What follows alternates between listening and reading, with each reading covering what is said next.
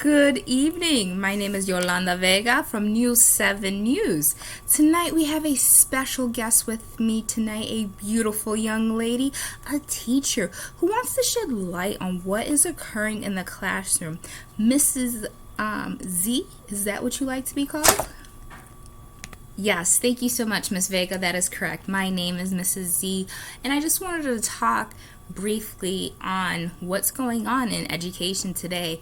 There's so many systems and taboos, and there's a lot of jargon going on, and parents want to know, admin want to know, the community needs to know what's going on.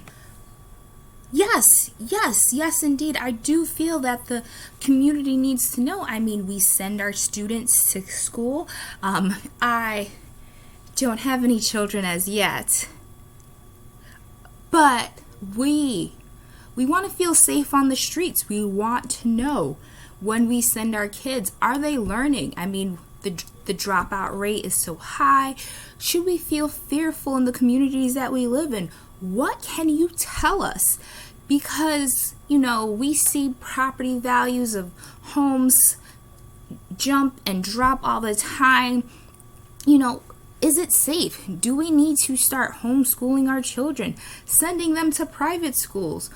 What are our options? What do we do? I hear this word classroom management thrown around. Are we going back to taking switches on our students? Tell me, like, what are we being more? Do we need to have a more hands-on, firm approach? Because, I am ready to spank that tush. So tell me, what is your take on classroom management? What does it involve? Do you actively practice classroom management in your classroom? Are you in the classroom? What have you seen? There's so many questions. I have some viewers who have questions. Please tell me more. Miss Vega, can you hear me? Sorry, let me speak. Hello? Okay, so Miss Vega, you've brought a lot of words to the field, and yes, it's concerning. I will say for sure, I myself and no other educator I know will taking a switch upon any child. It is not at all what is meant by classroom management. Classroom management, it sounds very tricky. You think, we're going to be more punitive. We are going to stop things right away. I mean, those are some preconceived notions. When people think of classroom management, they think of a firmer grasp, zero tolerance. We're putting kids in timeout. Suspension rates are going up. We're just not here for the nonsense. And I want to tell you that we as teachers, we are still not here for the nonsense, but we do not take those types of actions in our classroom. Let's take it back real quick, and I'll come back and I'll try to explain what really is classroom management for a good teacher. Okay? I do have some notes here because, being a teacher, you need to know how to use your resources. And not only that, that's something I teach for all my students. I don't have all the answers. I know how to do my research. I know how to look these things up. Okay? So again, classroom management is not me putting my rule as, I am the supreme leader. It's me, the teacher. I govern their class. Whatever I say goes. That is not what we as good teachers try to lead and do as an example. When you think of a good teacher, Miss Vega, what comes to your mind? Okay? And this could be dating back from preschool until your college years, okay? And you want to think about, and I take it back to that because classroom management is something that's always evolving, and it's something that good teachers work on. And when I say good teachers, we as good teachers, we try to build a rapport with our students, positive relationships. We want to be professional but yet approachable. I listen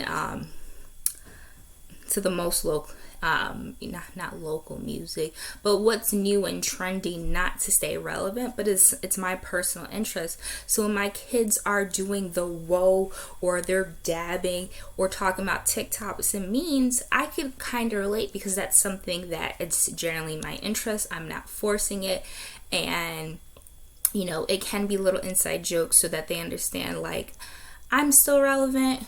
I'm not your mom's mom. Like, I'm not a grandma. I still live life, and so on. But again, I'm comfortable in my own skin. It's not anything I force. There are certain rappers and stars that have no interest to me, and if someone mentions that to me, I'm like, that's cool. That's not my cup of tea. So my thing is, I'm building rapport in my classroom. I'm building trust, and it's not just by my pop culture reference. It's the other things that I do. And what I like to think with good teachers, it's nature versus nurture. Some teachers, and I'm not trying to toot my own horn, but it comes naturally, where they can establish relationships and rapports with their students. And there are other teachers who may have to put a little bit more effort into it, but they are willing to learn how to elevate themselves into that position. And when I say that, some teachers are naturally funny. They're comedians. They make you feel comfortable. And we as teachers are not trying to be students' best friends, in a sense that that's the only thing that is guiding us to build that rapport. It is something that helps foster what we do in the classroom. And with that, it helps how we guide our day, so that we can joke maybe in the morning as we're coming in and we're doing little dances together. But then we also know the rules of the classroom. We know routines. We know certain signals for, okay, we're done playing around. It's time to get to academics. These are things, again, this is taking a good teacher. This is taking components of what classroom management is.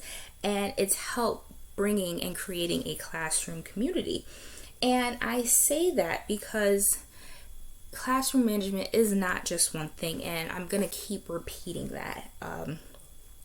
Certain things that we as I say good teachers, and I have a team of good teachers whom I work with, we like to create certain guidelines and rules and have our students be the center and focus.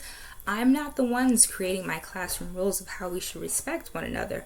My students are in the forefront of it. They're the ones who create the rules. They talk among themselves in groups, and they know what it is like, what they want to see from me, what they should expect from themselves, vice versa, and their classmates. So they know when someone is being disrespectful, how we act, and how we will not tolerate certain things. And again, hello? Okay, thank you. Just wanted to make sure that was working. It's setting the rules, like respect my time, for example. Students know I will respect their time. We start promptly, and when class is over, I'm not holding them. They want to go on about their day. They have other responsibilities, and that's fair is fair. And that's just one example that my students have created. And they know when we start our work, we're shutting off our phones. And again, it's being professional. These students created these rules themselves. They know what type of tone they want to be talked in, how they want to be talked in, and they created these rules. The rules are posted in our classroom. Everyone can see it. It's not new. It's nothing that'll change. If there's a rule I don't like, we have that discussion. It's not me putting my foot down saying, again, I'm the rule of this classroom, because truth, yes, I am, but at the same time, so is as much as I am, so are my students. So that again is a part of one facet of what classroom management is. Some other examples that I could talk about, Ms. Vega, is how we transition in our room from class to class, from subject to subject. What do we talk? How do we talk about cheating, swearing? Messiness, and also what I could do, what I as an educator can bring into the classroom. How can I make things manageable for my students? Because I don't want to send my students for office visits.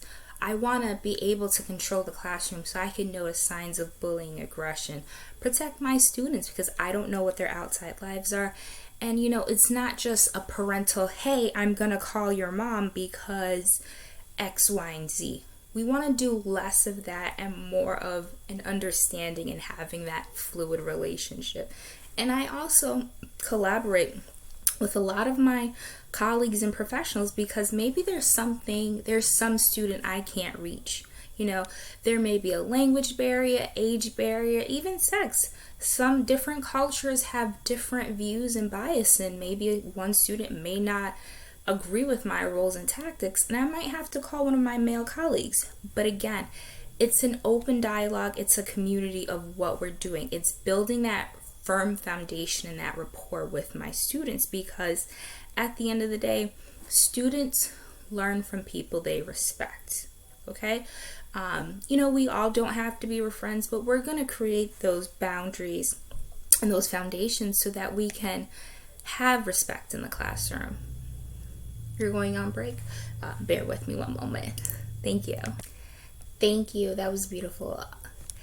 So we're back from break, and I just want to continue. And I'm going to go on a rant right now, Ms. Vega, just to give more information, if that's okay with you. So, thank you. I'm not even, unfortunately, I know this is your classroom, this is your world, but I'm just going to take over real quick. But again, being a good teacher, it's like the difference between a boss and a leader. And you think, okay, most people think of a boss as someone, again, who is not really showing you how to do your work, who's just cracking that whip. And that's not what we as good teachers, again, I use that term, want to do in the classroom. We want to motivate our students, okay?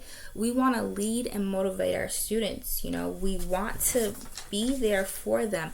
And we want to watch how we communicate with our students, because so much happens outside of the classroom.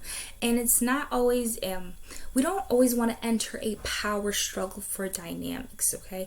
We don't want to go ahead and say, all right, boys and girls, because some teachers, they can rule like that's how they operate their classroom, and it may work out for them, but then you get burnt out quicker, and that's what happens to some teachers, especially young, newer teachers, and we don't want to do that. We don't want burnout. I don't want burnout, okay? We don't want a boss in the classroom. We want a leader to help guide and motivate our students, because with motivation, there are intrinsic and extrinsic factors, and with that, we start by building up our students, again, good teachers, by letting them know sometimes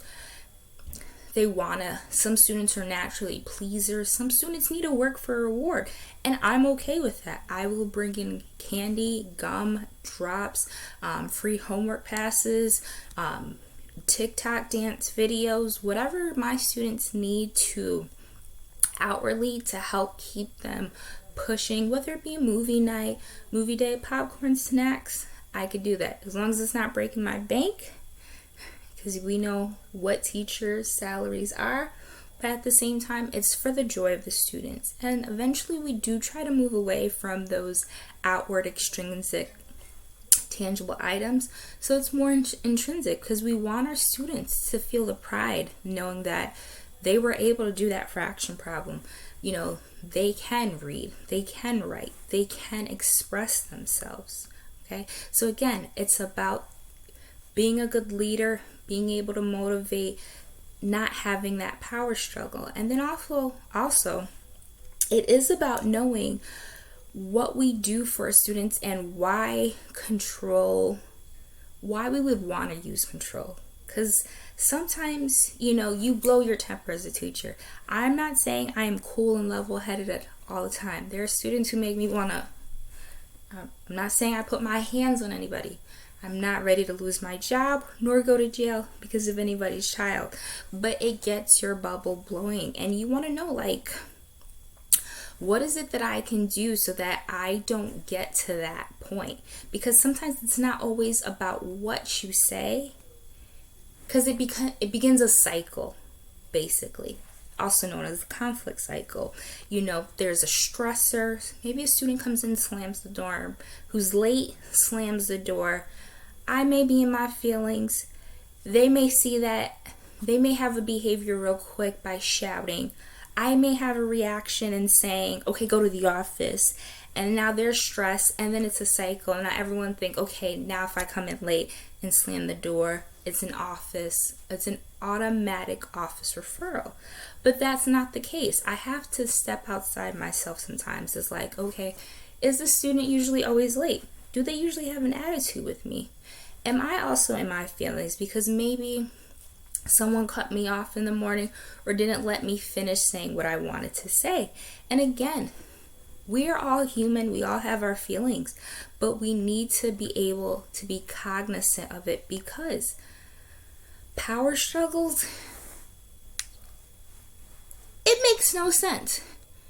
Sometimes the student wins, sometimes the teacher wins, but at the end of the day, it won't be a win-win for everybody, because there's been a possible damage, self-esteem. The student can now feel ostracized by its peers.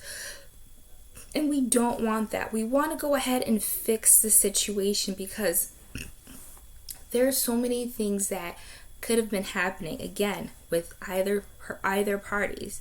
So you need to stop, visualize, think of what we'll say. Try to see the action and either rehearse what we will and will not do. And again, a lot of these things are easier said than done, but at the same time, it's worth an attempt, because again, we need to learn to hear what is not being said based on our actions or whatever. Because again, if I'm telling that kid who came in late to just leave, go to the office, he may interpret that as like, okay, another person doesn't want to see my face. I'm not wanted. And that may not be the case. I just might be frustrated and I want to get my word out. And that's not what we want to do. And again, a great way to have ownership and take care of one's feelings is having an iMessage. And it's like, you wonder, like, an iMessage? I'm not talking about Apple. Sorry, Android fans. I am one myself. But an iMessage, again, is when you put the description of your behavior in the message so that you can feel word by word what is going on. So, for example, when you slam the door, I feel hurt because I can no longer get my point across. And then the student might say, oh, well, that wasn't my intention. And they could have that conversation. Maybe having that conversation right then and there isn't the time. You would have to say, okay, maybe address them a little bit later, so it's not a scene for everyone in the class. Because we don't want to escalate anything and have that continue, that conflict circle round and round, because that's what some teachers do, where it goes back and forth. Like, I need you to, when you come in, I need you to sit down when you're late. Some students are like, you're not going to talk to me like that. I'm such and such years old. I'm a grown adult. Don't talk to me that way. And you as a teacher be like, well, I'm still older than you. This is my room. You respect it. And going back and forth, we get nothing done. So there are words, there are ways, sometimes silence even hurts as well, but we need to know when to talk to our students and how to talk to our students, because we don't know what's going on at home. And we also need to know, because communication, people say all the time, communication is important, communication is the key, communication. Okay, so what about communication? And it is important, but how we use it and what we say, sometimes it's not always the verbal, it's what's not being said, it's the sucking of the teeth, it's the rolling of the eyes, it's the not looking, okay, go sit down, it's the sarcasm in the voice, and even that with parents. We also need to know how to be direct, get points across so that everyone is in the loop. Okay? And there's always a lot to be had. Oh, another break. I'm sorry, Vega, I'm taking over your segment, but thank you so much for having me here tonight. Vega, you're amazing. So, hi friends again. Thanks so much. I know this segment seems super long and it's like, okay, you're saying a lot. You're talking about classroom management, good teachers, building rapport, what we don't know what happens with our students. And let me stop you right there. We don't know what happens with our students because, let me just say this one word, trauma. Okay, so what? Trauma? Let me define it. Trauma is, again, here's the definition of what trauma is. Sorry, it just affects me so much, and I want the audience to understand it's an exceptional experience which a powerful, dangerous event overwhelms a person's capacity to cope. And you think, these are kids, they're in grade school. What kind of trauma have they experienced? I'm glad you asked. Trauma isn't always violence. We think of, automatically we go far left, or left I should say, and think of the most heinous crimes. And, not everyone goes through that. Not everyone is a sexual victim, gun traumas and that nature, but also trauma still happens, whether it be a death of a loved one, an absence. Not everyone has different coping mechanisms, and you could have a family of 3 or 4 students all deal with the same drama, and everyone reacts to it differently. And it's like, well, why is this one kid, not getting over it when everyone else is? We can't think like that as teachers. And I'm going to repeat that. Let me get into the camera. We can't think like that. Everyone, for example, I could watch The Lion King and I could sob, and as soon as I hear the music, it's sending me back and I'm crying. Someone else could watch The Lion King and see Scar as the victim, and they're not understanding why he can't be king. And I'm not trying to compare a Disney movie to what our students really see and experience in their neighborhoods, in and out of the classroom, bullying, things of that nature. But it's just a quick, quaint example, okay? There was an article we read, and it informed us. Several different students, dealt with death, dealt with extreme. It was just very dismal. And I don't want to preach that, and I'm not trying to paint the image that all students, who are in urban areas live that murder she wrote scene type life, and that might not be the best way to symbolize that. But trauma does affect so many of our students, and it creates a stress hormone called cortisone, which can, give students shorter spans, shorter tempers. And it's not that they want to experience these things. It's fight or flight. It's how they acknowledge what's happened. And sometimes, again, it could be trauma. I just really want our students in the audience, I say students, but the audience to understand trauma can be substance abuse, divorce, mental illness at the home, seeing suicide, death of someone close, one like grandma, grandpa, a pet, a parent in incarceration. And it's like, it's a lot. It's a lot for anyone, whether they're in kindergarten or whether they're about to go to high school. Everyone is affected differently. And there's certain signs that we as educators, good educators, again, should be aware of.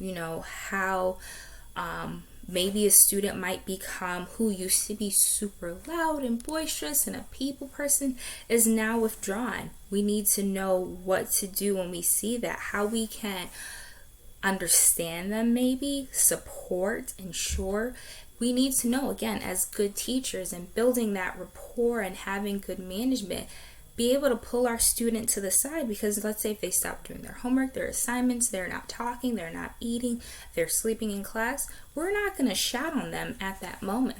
We may see them before class, after class, and be like, listen, I know you, and something's not right. You don't have to tell me what's not right with you at this moment.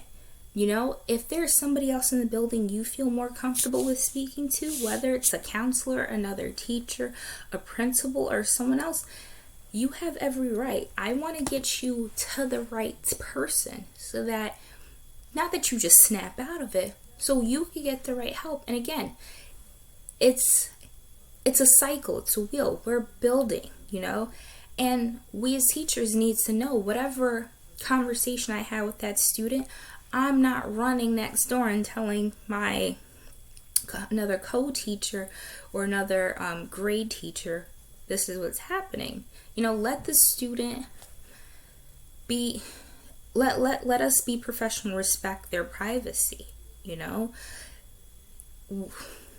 We have to do that. The same way we as humans would be pissed if you hear somebody else gossiping about you when you thought this was a safe place. So again, when our students experience trauma, we have to understand, sometimes school is their safe place, and we need to help them with different mechanisms, because again, some students may show signs of anxiousness, they may become withdrawn, again, disoriented, sleeping, the acting out. It's that student who came in late, who's never been late before, screaming. Did I just know before they were dropped off someone passed away or someone died, or whatever the case is? I don't know. But I do know that I'm not going to take it out on them at that time. And what I'm also going to do is try to explain to my students, not at the moment, but again, work that into my classroom of who I am and how I manage my students. Know certain coping mechanisms, such as self-care. What does that mean to them? How can they write their emotions, listen to music, talk to the right people? Because unfortunately, Black and brown students are suspended so much more and in their environments compared to white students, plain and simple. And we hear about the school to prison pipeline, you know, the suspension rates, and we don't want to see that. Our students unfortunately witness and experience more trauma than their Caucasian counterparts, and it doesn't mean that they are more violent, that they're more aggressive, that they don't deserve to learn. That is not true. We as educators need to check our biases at the door. And it's like, how can I be biased if I work in this environment? Absolutely, we all have our bias. Late at night, you're walking, you see a group of people, regardless of color, you might grab your purse. You might get your keys in your hand. That's something women do. I know I don't want to be messed with. Keys in my hand. I'm trying to get in and out, you know. Men, you know, there's so many little things that we do that is innate in us, and sometimes we have to check it at the door, because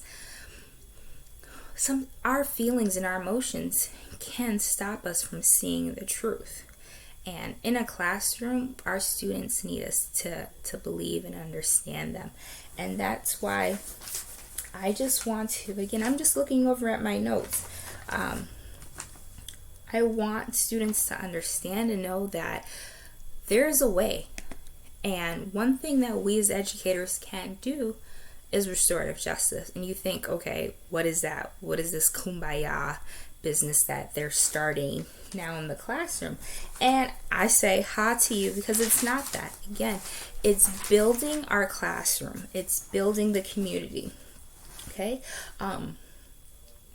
We want to create safe and supportive approach for taking responsibilities. We want students, because we notice that when we are, I apologize, I'm getting a little emotional. You know, we notice that zero tolerance policies with these extremely harsh penalties don't always work. They don't work, okay?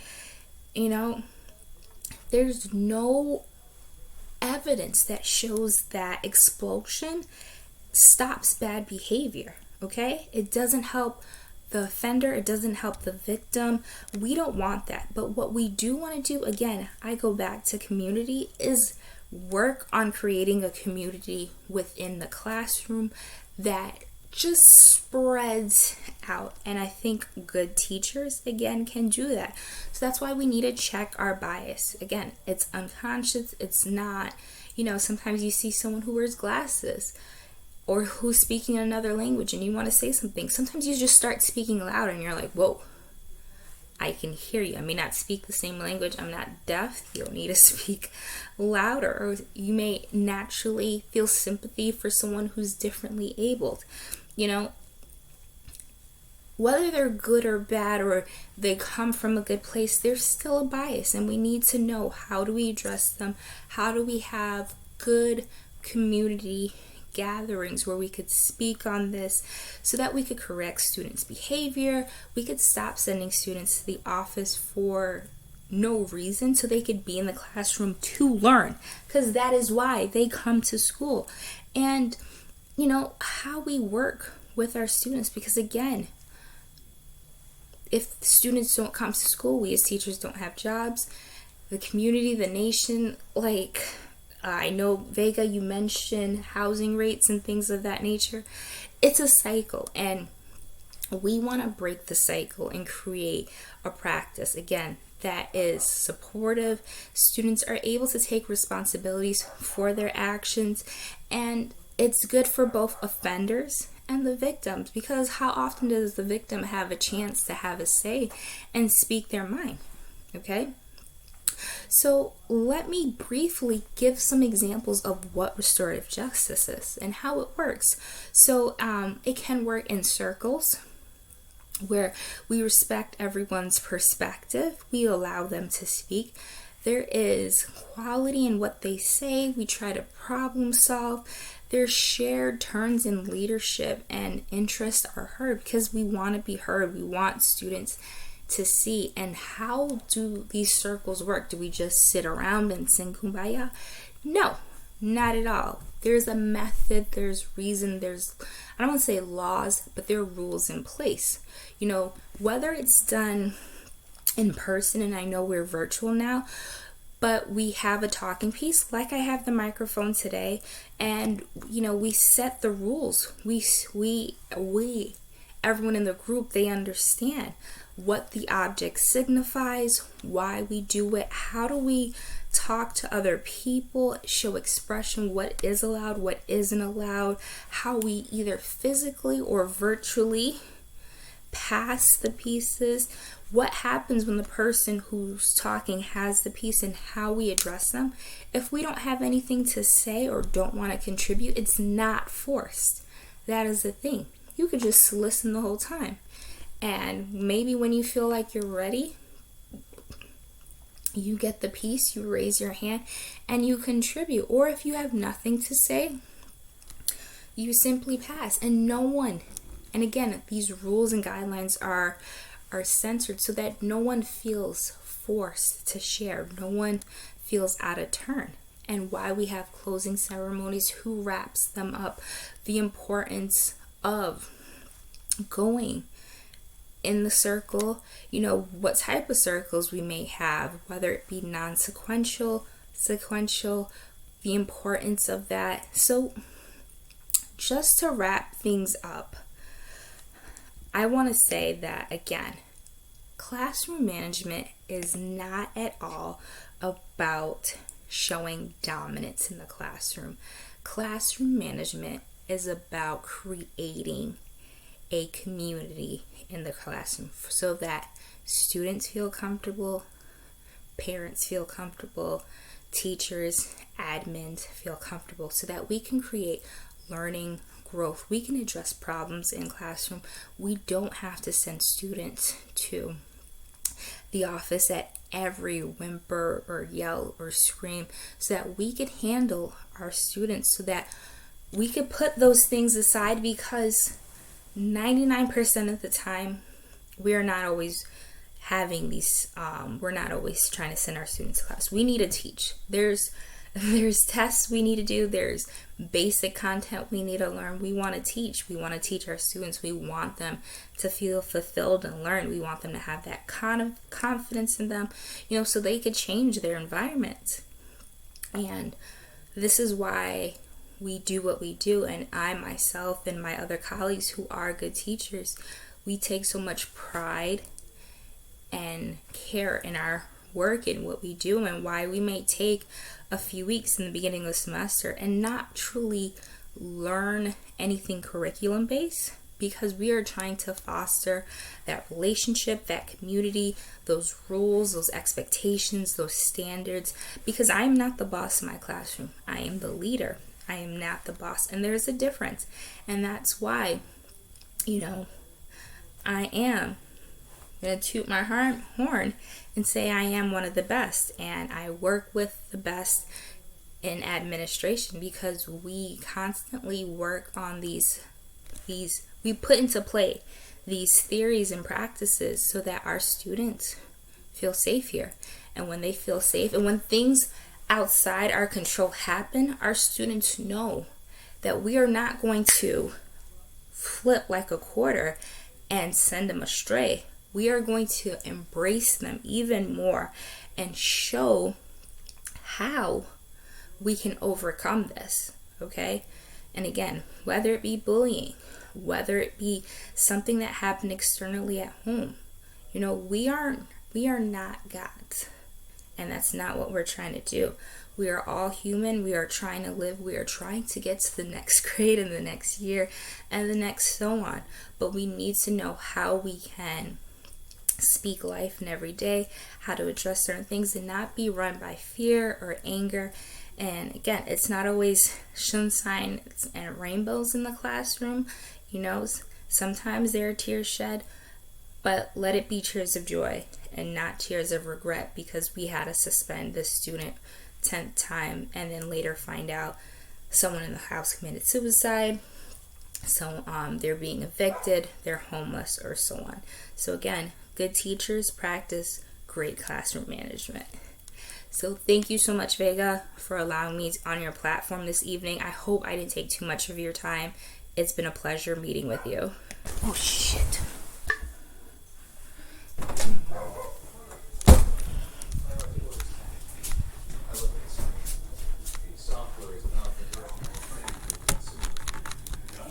No, I just need to wrap up. It's going to take me 2 seconds. When I do my closing speech, do you mind just stepping away so you're not in the frame? Yeah, just tell me when I can't be in the frame. I'm going to be going outside and stuff. It literally will take me 2 seconds.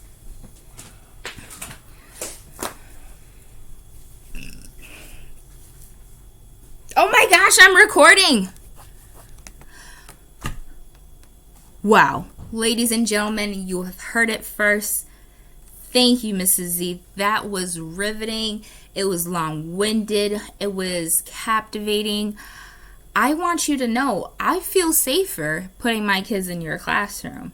If you have any additional colleagues who work the same way you do, let us know. We need more teachers like you in the field. We do. Well, again, this is Yolanda Vega signing off for Channel 7 News. Join us weekly, Monday nights, where every Monday I have a new exclusive, a new interview, a new way to view life. We dig hard, we search, because you, the viewers, need to know what's the truth in our neighborhood. Thank you so much. We'll see you again next week. Have a good night.